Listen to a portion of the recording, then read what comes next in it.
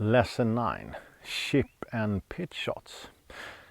I'm going to use a lob wedge, that's what I always do. Most people say it's too hard to use that, but if you practice your impact like we did in the previous lessons, you will be just fine. And we will only use 2 shots, 2 that will actually help in almost any place around the green.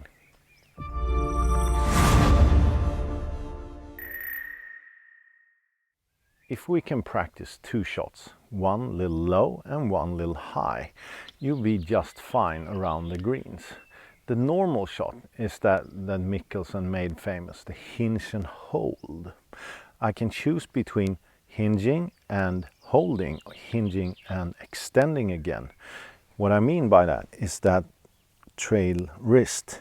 If I hinge and hold, the club will have less loft. This is a lob wedge, but it's probably around maybe pitching wedge, maybe 9-iron when I hit the ball. Or I use the bounce more. I hinge and then I extend. I still land the club in the right place, but I use more of this in the high shot. As long as I land the club in the right place, I'll be just fine. First one, low, will be hold. It's a little low, I still hold to just feel, or I use more wrist action, I get a high one. The finishing position is totally different. One is like that and one is like that. So I use my wrist in one of the shots and I don't use my wrist in the other shot.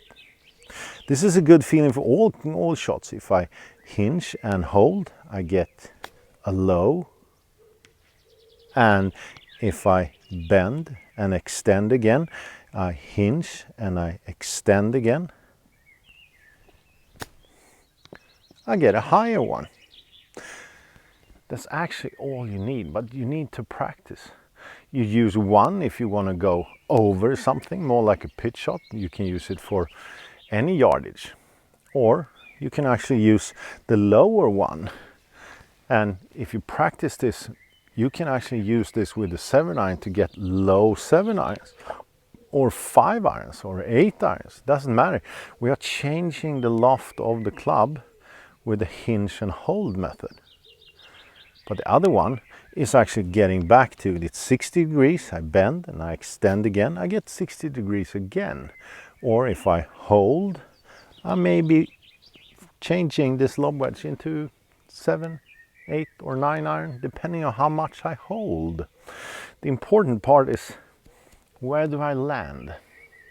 If I don't want to top the ball, I don't want to hit it fat, I need to practice my impact. And we're going back to one of the first lessons, because that's the most important, with all shots made from the turf.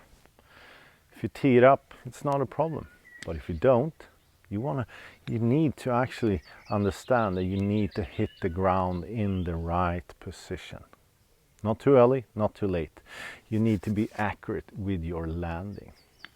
Use the low one and the high one. Practice them together and you will feel the difference. And you will learn how to use your hands in many golf shots. Really, really good for your total game.